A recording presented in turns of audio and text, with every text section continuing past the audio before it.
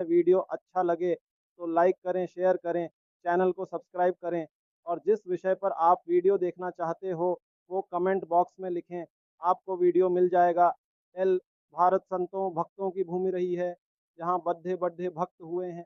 कोई श्री राम का भक्त रहा, तो कोई कृष्ण भक्त रहा, तो कोई श्री विष्णु, श्री शिव, श्री दुर्गा, ज्योति निरंजन काल ब्रह्म का भक्त रहा।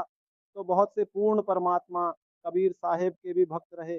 उन्हीं में से एक थे श्री कृष्ण जी के परम भक्त नरसिंह जी, जिनके पास 56 करोड़ डीएच की संपत्ति थी, लेकिन स्वभाव से वे बहुत कंजूस थे। फिर पूर्ण परमात्मा ने किस तरह कंजूस नरसिंह सेठ को भक्त बनाया, पढ़िए इस लेख में नरसिंह भक्त की संपूर्ण कथा। इस लेख में आप जानेंगे सेठ नरसिंह मेहता की संक्षिप्त जीवनी, सेठ नरसिंह और उसकी पत्नी का गंगा स्नान को जाना। सेठ नरसिंह को सतपुरुष कबीर परमेश्वर ब्राह्मण रूप में मिले। नरसिंह जी आगे आगे, परमात्मा पीछे पीछे। परमात्मा के खेल मनुष्य नहीं समझ सकता। नरसिंह जी भी पक्का कंजूस थे। परमात्मा ने कहा मैंने माफ किया। 1 टका पूर्ण परमात्मा नरसिंह रूप बनाकर नरसिंह जी के घर पहुंचे। असली नरसिंह जी को कोर्ट ने किया, नकली सिद्ध नरसिंह सेठ को परमात्मा एक बार पुनः जंगल में मिले। भक्त नरसिंह की लड़की की लड्ढ की नातिन के विवाह में परमात्मा का चमत्कार। नरसिंह जी कारीगर रूप में परमात्मा को नहीं पहचान सके। नरसिंह जी के पास भात भरने को कुछ नहीं था। नरसिंह जी की लड्ढकी का भात परमात्मा ने भरा। परमेश्वर द्वारा नरसिंह जी की हुंडी ड्राफ्ट साधुओं को कैश करना। संतों ने द्वारिका में जाकर सेठ सांवल शाह का पता पूछा। परमात्मा 4 रोटी खाकर द्वारिका में हुए प्रकट। सारे बाजार के सेठ इकट्ठे होकर देखने लगे। सेठ नरसिंह मेहता की संक्षिप्त जीवनी आज से लगभग 500-600 वर्ष पहले की बात है। एक नरसिंह नाम के भक्त थे। वे श्री कृष्ण जी के परम भक्त थे, परंतु बहुत ही कंजूस थे और 56 करोड़ की संपत्ति के मालिक थे। परमात्मा कहते हैं माया को सिर पर नहीं रखना चाहिए, जैसे मोटरसाइकिल को सिर पर नहीं रखते, उसको चलाते हैं। परंतु सेठ नरसिंह मेहता माया से चिपक कर बैठे हुए थे, अर्थात दान नहीं करते थे, बल्कि बहुत कंजूस थे। उनकी केवल एक लड़की थी और उसकी भी शादी नरसिंह जी ने कर दी थी। साथ ही उसके नाम की हुंडी चला करती थी। जैसे आज बैंकों द्वारा ड्राफ्ट बनाए जाते हैं, पैसे जमा करके एक कागज़ में बैंक ड्राफ्ट बनाते हैं कि हमारे पास इसके इतने रुपए जमा हो चुके हैं और उस ड्राफ्ट को आप किसी दूसरे शहर में जाकर बैंक में दे दो, उतने ही पैसे मिल जाया करते हैं। ऐसे ही पहले के समय में हुंडी काम करती थी। इसके लिए राजाओं द्वारा धनी व्यक्तियों की संपत्ति के हिसाब से उन्हें हुंडी बनाने की मान्यता प्रदान की जाती थी कि कोई व्यक्ति इतने रुपए तक की हुंडी ड्राफ्ट बना सकता है। सेठ लोग फिर आपस में महीने, 6 महीने, 1 वर्ष में एक दूसरे से कागज और धन आदान प्रदान कर लिया करते थे। वहीं नरसिंह जी के पास 56 करोड़ की संपत्ति थी। यदि आज के समय से अनुमान लगाएं तो अरबों खरबों की संपत्ति थी और धन इकट्ठा करने के चक्कर में वह इतना कंजूस हो गए थे कि वह चवन्नी भी दान नहीं करते थे। लेकिन परमात्मा तो परमात्मा ही होता है। उन्होंने उस प्यारी आत्मा से माया का वह जाल छुड़वाया जो कि उसके जी का जंजाल बना हुआ था। सेठ नरसिंह और उसकी पत्नी का गंगा स्नान को जाना। एक दिन सेठ नरसिंह की पत्नी ने कहा कि हमें आप गंगा स्नान करवा कर लाइए। लेकिन नरसिंह सेठ कहने लगा क्यों पैसे बर्बाद करती हो, यहीं नहा लो, क्या रखा है वहाँ, कितनी दूर जाओगी। नरसिंह ने सोचा अगर यह वहाँ जाएगी तो 10-20 रुपए खर्च होंगे। जब नरसिंह की पत्नी ने नरसिंह से ज्यादा कहा तो नरसिंह जी ने सोचा अब यह मुझे ज्यादा दुखी करेगी, सिर में दर्द रखेगी। ऐसा सोचकर वह पत्नी के कहने से गंगा स्नान के लिए चल पड़ा। जब वे गंगा में जाकर स्नान करने लगे, इतने में ही पूर्ण परमात्मा कबीर साहेब जी ने वहां साधु रूप में प्रकट होकर उन्हें श्री कृष्ण की महिमा सुनाई। क्योंकि नरसिंह और उसकी पत्नी कृष्ण जी के पुजारी थे। आप इस लेख को पढ़ते रहिए, धीरे धीरे आपको प्रमाणों से समझ में आ जाएगा कि परमात्मा ने उनके सामने श्री कृष्ण जी की महिमा क्यों गाई थी। सेठ नरसिंह को सतपुरुष कबीर परमेश्वर ब्राह्मण रूप में मिले। पवित्र श्रीमद् भगवत गीता अध्याय 15 श्लोक 17 में कहा गया है कि उत्तम पुरुष तो अन्य है जो तीनों लोकों में प्रवेश करके सबका धारण पोषण करता है। संत गरीबदास जी कहते हैं गरीब जो जन मेरी शरण है, ताका हूँ मैं दास, गैल गैल लागा रहूं जब तक धरणी आकाश। परमेश्वर कबीर जी ने कहा है, जो व्यक्ति किसी जन्म में मेरी शरण में आ गया है, उसके मोक्ष के लिए उसके पीछे पीछे फिरता रहता हूँ। जब तक धरती आकाश रहेगा, महाप्रलय तक, तब तक उसको काल जाल से निकालने की कोशिश करता रहूंगा। फिर गरीबदास जी ने कहा है, गरीब यूं बछा गऊ की नज़र में, यूं साईं कूं संत भक्तों के पीछे फिरे, भक्त वत्सल भगवंत। जैसे गाय अपने बच्चे बछड़े बछड़ी पर अपनी दृष्टि रखती है, बच्चा भागता है तो उसके पीछे पीछे भागती है, अन्य पशुओं से उसकी रक्षा करती है। इसी प्रकार परमेश्वर कबीर जी अपने भक्त के साथ रहता है।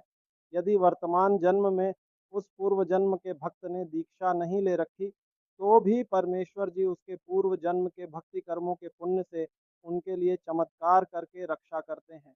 इसी विधान अनुसार उत्तम पुरुष, सत्पुरुष, पूर्ण ब्रह्म कबीर साहेब ब्राह्मण रूप बनाकर आए और कहने लगे, सेठ नरसी जी, गंगा स्नान करने आए हो तो कुछ दान करो। क्योंकि जैसी परंपरा बना रखी थी, उसी को आधार बनाकर परमात्मा ब्राह्मण रूप में बोले। नरसी सेठ बोला, मेरे पास पैसे थोड़े ही हैं, आप जाओ किसी और से ले लो। परमात्मा कहने लगे, सेठ जी, वैसे ही नहाने से क्या फायदा, कुछ दान किया करो। नरसी की पत्नी कहने लगी, दे दो ना, एक 2 रुपए दान ब्राह्मण को। नरसी ने अपनी पत्नी से कहा, नहा ले, चुप करके यहाँ तक ले आया, ये कम थोड़े है, यही बड़ी बात समझ तू, पैसे दान कर दे। पैसे कहाँ से आते हैं, मैं यहाँ ज्यादा पैसे थोड़ी लेकर आया था। अंत में भगवान ने कहा, 8 आने दे दे। नरसी बोला, मेरे पास 8 आने भी नहीं है। भगवान ने बोला, 4 आने का तो कर दो दान। वह कहने लगा, मेरे पास 4 आने भी नहीं है। नरसी कहने लगा, 1 टका दूंगा, सिर्फ 1 टका। परमात्मा ने कहा, चल 1 टका ही दे दो। नरसी बोला, 1 टका तो दे दूंगा, लेकिन मेरे घर आना पड्डे थेगा, यहाँ मैं थोड़ ढल आया हूँ। भगवान बोले, चलो घर पर दे देना। नरसी जी आगे आगे, परमात्मा पीछे पीछे। जब सेठ नरसी जी गंगा से स्नान करके अपने घर पहुंचे, तो पीछे से ब्राह्मण वेशधारी परमात्मा ने जाकर सेठ जी के द्वार खटखटा दिए। दरवाजे पर नौकर आए। नौकरों ने पूछा, क्या बात है ब्राह्मण जी। ब्राह्मण वेश में परमात्मा बोले, आपके सेठ ने मुझे 1 टका दान किया है और उसने मुझे घर आकर लेने के लिए कहा था। नौकर ने जाकर सेठ जी से बताया कि सेठ जी, एक ब्राह्मण आया है और कह रहा है कि आपने गंगा पर उन्हें 1 टका दान देने के लिए कहा था, वही लेने आया है। अब नरसी ने सोचा, यह तो बड़ा ही ढीठ है, मेरे पीछे पीछे आ गया। सेठ नरसी ने नौकर से कहा कि ब्राह्मण से जाकर बोल दो, आज सेठ जी थके हारे हैं, कल देंगे। नौकर ने आकर ब्राह्मण को संदेशा सुना दिया। ब्राह्मण वेशधारी परमात्मा बोले, कोई बात ना, आज विश्राम कर लेता हूँ, कल लेकर ही यहाँ से जाऊंगा। परमात्मा के खेल मनुष्य नहीं समझ सकता। कबीर परमेश्वर जी ने कहा है कि ये सब खेल हमारे किए, हमसे मिले सो निश्चय जिए। नरसी जी के मकान के बाहर एक हरा भरा बाग था। उसी बाग में ब्राह्मण रूप में परमात्मा चादर बिछाकर लेट गए। सुबह उठते ही परमात्मा ने फिर सेठ जी का दरवाज़ा खटखटा दिया और परमात्मा ने नौकरों से कहा कि सेठ जी से कहो कि वह मेरा 1 टका दे दे। नौकर ने अंदर जाकर सेठ नरसी को बताया कि वह ब्राह्मण द्वार पर खड़ा है, अपना 1 टका मांग रहा है। सेठ ने सोचा, बड़ा डीठ है, यह तो गया ही नहीं। नरसी जी भी पक्के कंजूस थे।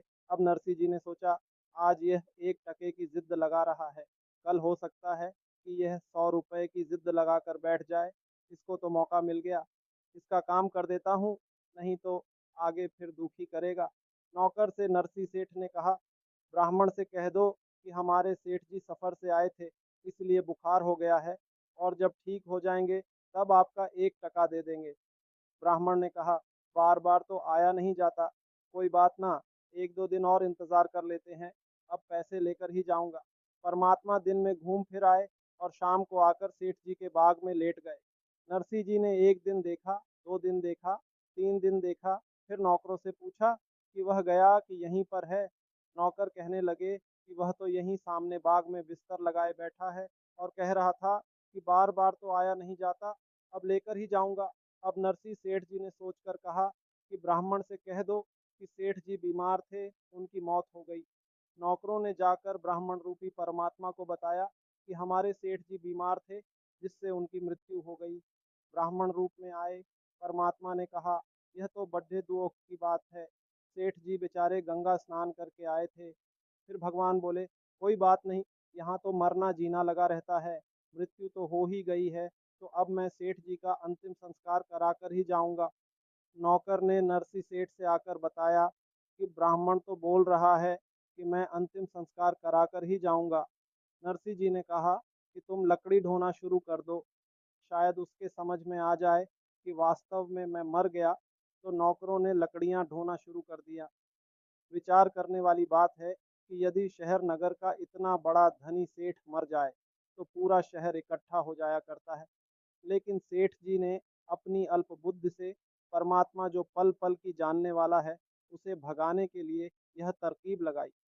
सूक्ष्म वेद में परमेश्वर के विषय में कहा गया है, कबीर अंतर्यामी एक तू आत्म के आधार, जो तुम छाड़ो हाथ तो कौन उतारे पार।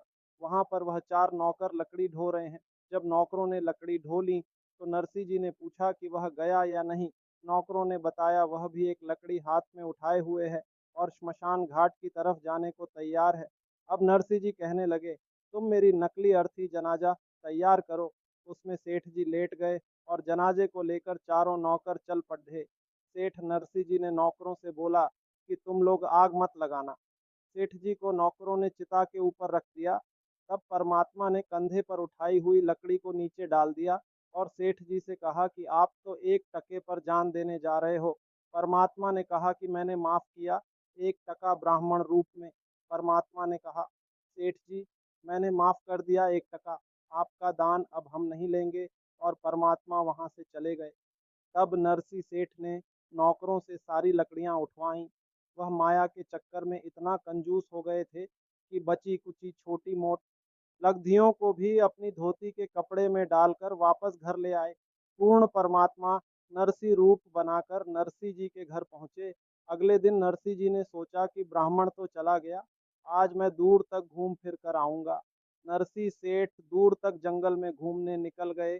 पीछे से पूर्ण ब्रह्म परमात्मा नरसी का रूप बनाकर आ गए और नौकरों से बोला कि वह ब्राह्मण मुझे कई दिनों से तंग कर रहा है, आज वह मेरा रूप बनाकर आ सकता है, उसको अंदर मत आने देना। यदि मेरा रूप बनाकर आए तो उससे कह देना कि चला जा, और नहीं माने तो उसकी पिटाई कर देना। अब सेठ जी का रूप बनाकर परमात्मा तो घर के अंदर प्रवेश कर गए। जब सेठ नरसी जी आधे घंटे बाद सैर सपाटा करके लौटे तो द्वार पर खड़े नौकर ने उन असली सेठ जी को कहा, वहीं खड़ा हो जा बहरूपी, तू बहरूपियां है, हमारे सेठ जी को बहुत परेशान कर दिया तूने। अब पता चला हमारे सेठ जी सही कह रहे थे कि कहीं मेरा रूप बनाकर ना आ जाए वह बहरूपियां, लेकिन तूने वही काम कर दिया। लेकिन सेठ जी नौकर के कहने से नहीं रुके और नौकर के बिल्कुल सामने आ गए। तो नौकर ने कहा, तूने सुना नहीं, और उन्होंने नरसी की तरफ लठ उठा लिया। नरसी जी कहने लगे, अरे यह क्या कर रहा है तू, मैं तेरा सेठ हूँ नरसी, ये तू मेरे से कैसे बात कर रहा है। नौकर बोला, हमारे सेठ जी तो अंदर पहुंच चुके हैं और उन्होंने हमें कह दिया है कि वह ब्राह्मण मेरा रूप बनाकर आए तो उसकी पिटाई कर देना। हमारे सेठ तो अंदर हैं, तू चला जा नहीं तो पिट जाएगा। नरसी जी बोले, कैसी बात कर रहे हो, मैं तुम्हारा सेठ हूँ, मैं तुम्हें नौकरी से निकाल दूंगा। तब नौकर लठ उठाकर असली नरसी सेठ को मारने के लिए चले तो सेठ जी वहां से भाग गए। सेठ जी ने सोचा, यह तो वाकई बात गड़बड़ हो गई, जरूर उस ब्राह्मण ने पहले आकर सबको अपने काबू में कर लिया, अब वह मेरी सारी संपत्ति हड़प कर लेगा। परमात्मा ने असली नरसी को कोर्ट ने किया नकली सिद्ध। तब नरसी सेठ ने थाने में रिपोर्ट की कि बहरूपिये ने मेरी सारी संपत्ति हड़प ली। कोर्ट ने उसी दिन नरसी सेठ की बही जब्त कर ली, ताकि यदि नकली नरसी है तो कहीं बही में कुछ गड़बड़ी ना कर दे, उसे कहीं पढ़ ना ले। अगले दिन पेशी लगी। कोर्ट में असली नरसी और नरसी रूपी परमात्मा खड़े हुए, परंतु दोनों की शक्ल एक सी थी। कोर्ट ने पहले शिकायतकर्ता असली नरसी जी की गवाही ली कि आप बताओ इस बही में क्या क्या लिखा है। वह दो चार बातें बताकर चुप हो गए और कहने लगे, और तो मुझे याद नहीं। जज ने कहा, ठीक है। फिर जज ने नकली नरसी जी को बुलाया जो स्वयं भगवान थे। जज कहने लगा, इस बही में ऐसा कोई लेख बता दो जिससे प्रमाणित कर सकें कि आप असली हैं। तो भगवान ने सब कुछ सुना दिया। इस कारण कोर्ट ने नकली को तो असली सिद्ध कर दिया और असली को नकली सिद्ध कर दिया। नरसी सेठ को परमात्मा पुनः जंगल में मिले। तब असली नरसी सेठ जंगल में जाकर बैठ गए और कहने लगे, भगवान, इसने मेरी सारी ही संपत्ति हड़प कर ली, ये मेरे साथ क्यों हुआ। उधर से वह सतपुरुष पूर्ण परमात्मा उसके पास उसी ब्राह्मण रूप में आ जाते हैं और नरसी जी से पूछते हैं कि अब बताओ बेटा, यह संपत्ति आपकी है या मेरी। नरसी जी बोले, थी तो मेरी, पर अब मेरी चल नहीं रही। भगवान बोले, नादान, ये पहले भी मेरी ही थी और आज भी मेरी है। आप तो सूखा बंजारा थे, आपसे तो ये खर्ची भी नहीं गई, 2 पैसे दान भी आपने नहीं किया, इस कारण आप गधा बनते। परमात्मा ने कहा कि एक शर्त पर आपको यह संपत्ति दे सकता हूँ, अगर आप इस सारी संपत्ति को धर्म भंडारे में लगा दो तो। परमात्मा ने समझाया, गरीब, एक पापी एक पुण्य आया, एक है सूम दलेल रे, बिना भजन कोई काम नहीं आवे, सब है जम की जेल रे। तब नरसी जी को सारी बात समझ में आ गई। वह बोले, परमात्मा, जैसे आप कहोगे वैसे ही कर दूंगा। अब परमात्मा उसके गुरु बने और उसको नाम दीक्षा दी। उस परमपिता ने कहा, बेटा, अब इसका भंडारा कर दो, नहीं तो यह संपत्ति आपकी जान की दुश्मन हो जाएगी, आपसे ना तो मरा जाएगा ना जिया जाएगा। उसी दिन से नरसी जी ने परमात्मा के नाम पर भंडारे शुरू कर दिए और नरसी जी पाई पाई को धर्म भंडारे में लगाकर परमात्मा का आसरा लेकर जंगल में झोपड़ी डालकर बैठ गए और परमात्मा के भक्त बन गए, अर्थात राम नाम के धन के धनी हो गए। परमात्मा कहते हैं, कबीर, सब जगह निर्धना, धनवंता ना कोय, धनवंता सो जानिए, जापे राम नाम धन होए। सरलार्थ, परमेश्वर कबीर जी ने कहा है कि जो व्यक्ति संसार में अधिक धन संपत्ति के स्वामी हैं, सामान्यतः जनता उनको धनवान कहती है। कबीर जी ने बताया है कि उस धनवान व्यक्ति की मृत्यु हो गई, सारा धन यहीं छोड़ गया। जब धन यहीं रह गया तो वह संसार से निर्धन बनकर गया। जो भक्त भक्ति करता है वह राम नाम की कमाई करके राम नाम का धन संग्रहित करता है। भक्त को यहाँ पर भी परमात्मा धन देता है, मृत्यु के उपरांत भक्ति धन उसके साथ जाता है। धनवंता अर्थात साहूकार तो वह है जिसके पास राम नाम की भक्ति का धन है। भक्त नरसी की लड़की की लड्ड की नातिन के विवाह में परमात्मा का चमत्कार भक्त नरसी जी की केवल एक ही लड़की थी, जिसका विवाह नरसी ने पहले ही कर रखा था। एक समय नरसी जी की लड़की यानी नातिन ज्योति की शादी थी। नरसी जी का कोई लड़ी का नहीं था और सांसारिक तौर पर नरसी जी गरीब हो चुके थे, तो गरीब के साथ भांत भरने कोई नहीं आया। नरसी जी के पास आसपास के 16 सूरदास अंधे आया करते थे, जो नरसी के साथ प्रभु की चर्चा किया करते थे। उन्होंने नरसी को समझाया, नरसी, हिम्मत मत हारो, भगवान ने जब इतनी लीला की है आपके साथ तो वह दूर नहीं आपसे। नरसी जी ने लडअचकी के घर जाने के लिए किसी से गाड़ी मांगी, किसी का बैल मांगा। प्रथम तो गरीब को कोई उधार नहीं देता और देता है तो बेकार सा दे देते हैं। ऐसा ही नरसी जी के साथ हुआ, क्योंकि उस समय नरसी जी के पास भौतिक धन नहीं था। यही वजह है कि गरीब जानकर नरसी जी को किसी ने पुरानी सी गाड़ी और बूढ़े बैल थमा दिए। नरसी को बैलगाड़ी चलानी भी नहीं आती थी और वह गाड़ी लचर पचर करती हुई चल रही थी। गाड़ी में 16 अंधे और साथ में नरसी जी बैठे थे। वह गाड़ी ढंग से नहीं चल पा रही थी। नरसी जी ने परमात्मा को याद किया। 16 अंधों ने कहा, नरसी जी, ऐसे तो पहुंचने में कई दिन लग जाएंगे। तब नरसी जी ने परमात्मा को याद किया कि हे परमपिता, हम तो नीच आत्मा थे और हे मालिक, आज ये आपत्ति आ गई, मुझे तो बैलगाड़ी भी चलानी नहीं आती। ऐसे में वहां तक हम पहुंच भी नहीं पाएंगे, और यदि पहुंच भी जाएंगे वहां पर तो हमारे पास कुछ देने के लिए नहीं है, पर आपकी कृपा से पहुंचना जरूर चाहते हैं। लड़की अपने पिता को देखकर प्रसन्न तो हो जाएगी, उसको पता है मेरे पिता के पास कुछ नहीं है। इतने में वह परमेश्वर कारीगर बरहई का रूप बनाकर एक थैले में औजार लेकर वहां पहुंच गए और हाथ देकर कहने लगे, गाड़ी वाले भाई, रोकना गाड़ी को। नरसी जी गाड़ी हाँक रहे थे। उन्होंने बोला, यह तो रुकी रुकाई है, ये बैल चलते ही नहीं है, कभी खड़े हो जाते हैं, कभी बैठ जाते हैं, और ये बैलगाड़ी भी टेढ़ी मेढ़ी चलती है। वरही रूप में परमात्मा नरसी से कहने लगे कि भाई, मैं आपके साथ कुछ दूर तक चलना चाहता हूँ, रास्ते में मेरा गांव पड़ता है, मुझे बैठा लो गाड़ी में। नरसी जी कहने लगे कि गाड़ी में तो बैठा लेंगे, पर यह चल तो नहीं रही, यह तो बिल्कुल बेकार हुई पड़ी है। परमात्मा बोले, मैं मिस्त्री हूँ, मैं इसको ठीक कर लूंगा। नरसी जी बोले, मेरे पास देने को दाम नहीं नरसी जी। बरहई रूप में आए परमेश्वर से कहने लगे, मेरे पास पैसे नहीं हैं, मैं कुछ नहीं दे सकूंगा। परमात्मा ने कहा, मैं आपसे पैसे नहीं मांग रहा हूँ, मैं आपकी गाड़ी में बैठ कर भी तो चलूंगा। नरसिंह जी बोले, तो ठीक है, फिर आप इसे ठीक कर लो, मैं आपको रास्ते भर परमात्मा का भजन सुनाता चलूंगा। परमात्मा ने दो चार हथौड़े इधर उधर से मारकर अपनी शक्ति से वह बैल गाधी बिल्कुल सही कर दी और परमात्मा उस गाधी में बैठ गए और कहने लगे, भक्त जी आप बैठकर भजन कर लो, मैं गाड़ी चला दूंगा। कारीगर रूप में आए परमात्मा और नरसिंह भक्त के बीच हुई बातचीत को किसी कवि संत द्वारा इस प्रकार चित्रित किया गया है। गाड़ी आले मने बिठा ले, एक बार गाड़ी थाम, भाई रे मैं हार लिया। नृसिंह जी जब यूं बोले, गाड़ी मेरी पुरानी है। कृष्ण जी जब यूं बोले कि मेरे से छानी है। नाम कृष्णा जात का खाती, मैं जानू सारा काम, भाई रे मैं हार लिया, गाड़ी आले मने बिठा ले। कृष्ण जी जब लगे संवारण, लई हाथ में आरी जी। नृसिंह जी की वह टूटी गाड़ी, हर ने आके संवारी जी। नृसिंह बोलिया, शब्द सुना दू ना देवण ने दाम, भाई रे मैं हार लिया, गाड़ी आले मने बिठा ले। 16 सूरदास बैठ गाड़ी में, रटे राम की माला जी। पवन समान गाड़ी चाली, कृष्ण बनिया गाड़ी वाला जी। भक्तों का रखवाला जी, वो मन में हो घनश्याम, भाई रे मैं हार लिया, गाड़ी आले मने बिठा ले। बैलों ऊपर हाथ फेर दिया, बल बैलों में आया जी। कई दिनों का पंथ विकट था, पल माही पहुंचाया जी। वो कृष्ण खाती चलिया गया, भाई कर संता प्रणाम, भाई रे मैं हार लिया, गाड़ी आले मने बिठा ले। परमात्मा ने कुछ ही घंटों में पहुंचा दिया।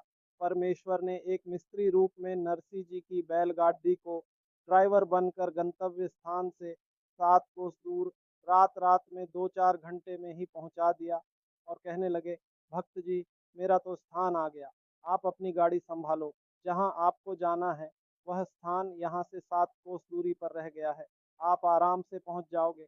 पहले तो जब भगवान गाड़ी चला रहे थे तो गाड़ी ऐसे चली थी जैसे हवाई जहाज हो और सबका भक्ति में मन लग रहा था, जिससे 16 सूरदास और नरसिंह जी भक्ति में लीन हो गए थे क्योंकि परमात्मा पास बैठे थे।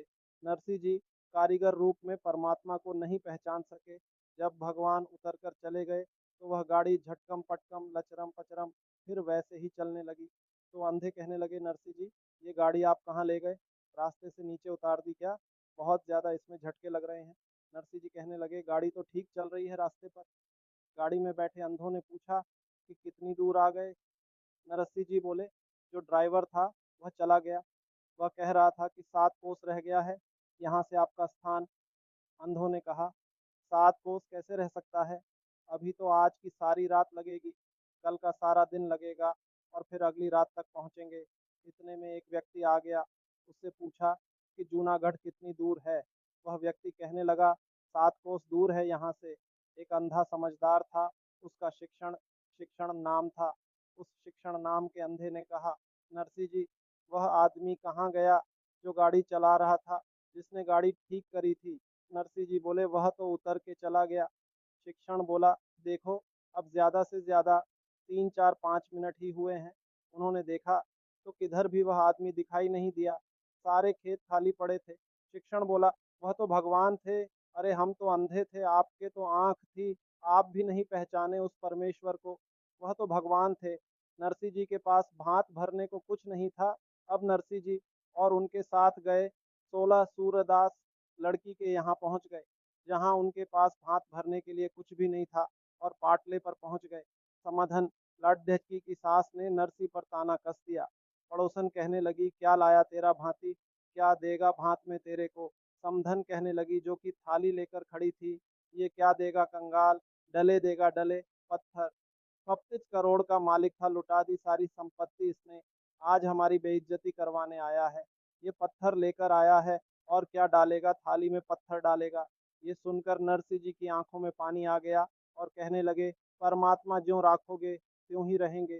तो परमात्मा भी कहते हैं, आदर अनादर करो क्यों न कोई, मम संत शरण जगत जान छोई।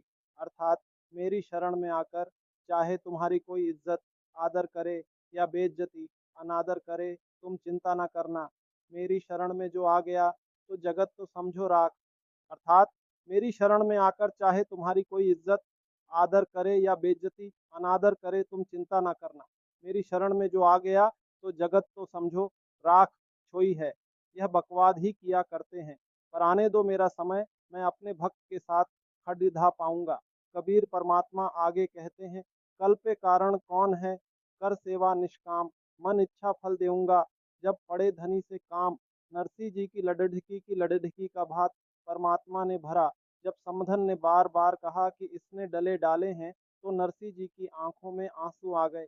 तभी आकाश से सोने और चांदी के दो पत्थर गिरे और समधन की थाली में आकर पड़े और नोटों की बारिश सी होने लगी। साथ ही परमात्मा एक सामान से भरी हुई गाड़ी लेकर वहां पहुंच गए, जिसमें लड़कियों को शादी में देने वाला दहेज का सारा सामान था। उस गाड़ी में कम से कम 150 तिल थे। लद्दाखी के ससुराल वालों रिश्तेदारों को देने वाले नए कपड़े थे। परमात्मा ने कपड़ों से भरी गाड़ी वहां छोड़ दी और कहा कि ले उतार ले भिखारिन, हमारे भक्त के बारे में ऐसा गलत नहीं कहेगी। इतना कहकर गाड़ी और बैल छोड़कर वहां से परमात्मा अंतर्ध्यान हो गए और परमपिता दिखाई नहीं दिए। नरसिंह जी श्री कृष्ण के भक्त थे, तो वह सोच रहे थे कि यह सब श्री कृष्ण जी कर रहे हैं। इस संदर्भ में सूक्ष्म वेद में कहा गया है, करे करावे साइया, मन में लहर उठाए, दादू सृजन जीव के, आप बगल हो जाए। अर्थात वह परमेश्वर बद्दाई भी इन्हीं तीन लोक के प्रभुओं श्री विष्णु, श्री शिव, श्री कृष्ण और श्री राम जी की करवा देते हैं, जबकि सब कुछ वह स्वयं करते हैं। आगे इसी लेख में पढ़िए कि कैसे परमेश्वर कबीर जी ने नरसिंह भक्त की फिर किस तरह मदद की थी। परमेश्वर द्वारा नरसिंह जी की हुंडी ड्राफ्ट साधुओं को कैश करना सूक्ष्म वेद में कहा गया है। रोटी चार भारिजा घाली, नरसीला की हुंडी झाली, सांवल शाह सदा का शाही, जाग की हुंडी तत्पर लही। अर्थात जिस समय नरसिंह भक्त सर्व संपत्ति धर्म में लगाकर झोंपड़ी डालकर नगर के बाहर अपनी पत्नी के साथ रहने लगे, उस समय उनके पास 1 रुपया भी नहीं था। पहले जब वह 56 करोड़ के मालिक थे, तो राजा ने उनको हुंडी ड्राफ्ट बनाने के लिए पंजीकृत कर रखा था। हुंडी जैसे वर्तमान में बैंक ड्राफ्ट बनाया जाता है, उसी प्रकार हुंडी बनती थी।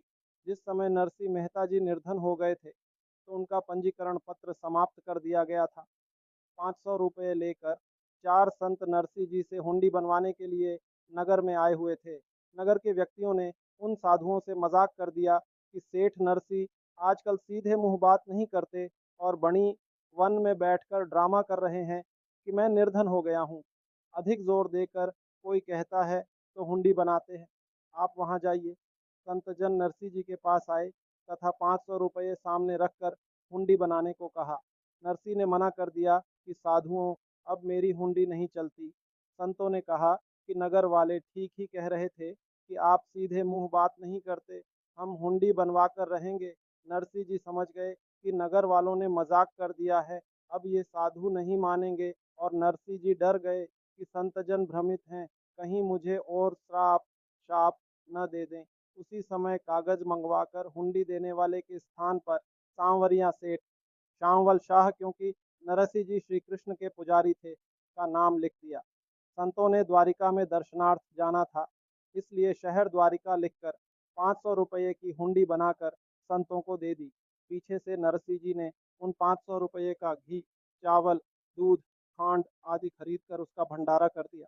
ने तो हुंडी बनाने से मना किया था, लेकिन संतों ने सारी द्वारिका में पता किया, परंतु सांवल नाम का कोई सेठ नहीं था।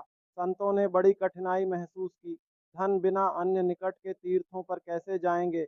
नरसिंह जी ने ध्यान लगाकर देखा कि परमेश्वर ने मुझ गरीब की हुंडी कैश नकद की है या नहीं। देखा कि संत बहुत दुखी हैं, उस कागज को बार बार देख रहे हैं। नरसिंह जी ने अपनी पत्नी से पता किया कि उन 500 रुपये का जो सामान लाए थे, वह सब भंडारे में लग गया या कुछ बचा है। पत्नी ने कहा, थोड़ा सा पलोथन सूखा आटा जो हाथों से लगाकर आटे की गोली यानी लोई की रोटी बनाते हैं, शेष है। नरसिंह जी ने कहा कि उसकी रोटी बना, मैं किसी भूखे यात्री को लाता हूँ। परमेश्वर स्वयं एक संत का रूप बनाकर नरसिंह जी को मिले। नरसिंह जी विनय करके संत को घर ले आए। उस पलोथन रूपी आटे की 4 रोटियां बनी।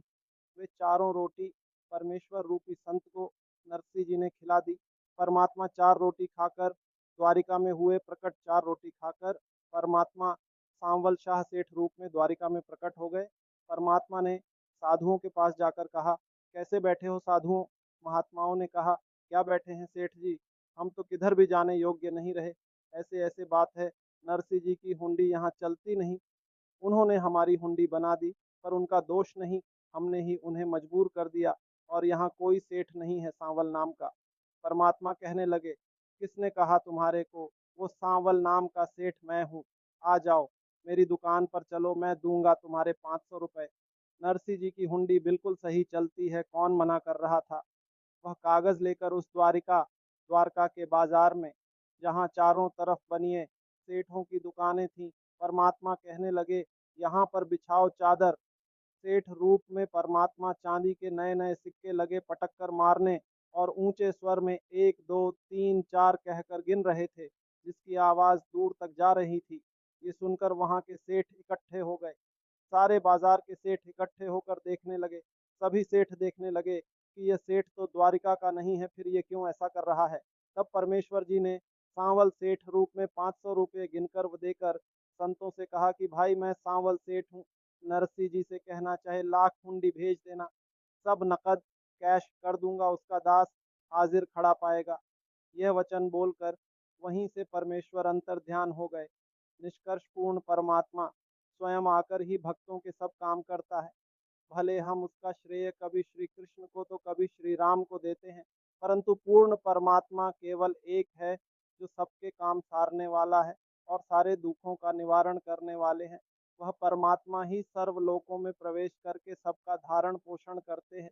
जिस साधक की जिस भी भगवान में आस्था रहती है, परमात्मा स्वयं उसकी मदद करके उसका श्रेय इन भगवानों को दिलवाते हैं। परंतु जब साधक में एक पूर्ण परमात्मा को देखने, पहचानने और उनसे मिलने की तड़ाई पैदा हो जाती है, तो परमात्मा स्वयं आकर उनसे मिलते हैं तथा उन्हें अपनी संपूर्ण जानकारी देते हैं। पाठक जन से निवेदन है कि आप भी उस परम पिता परमेश्वर के गुणों से परिचित हों और जानें कि परमात्मा प्रत्येक मनुष्य और जीव की मदद किस तरह करते हैं, क्योंकि परमात्मा बालकों की तरह भक्तों का ध्यान भी रखते हैं।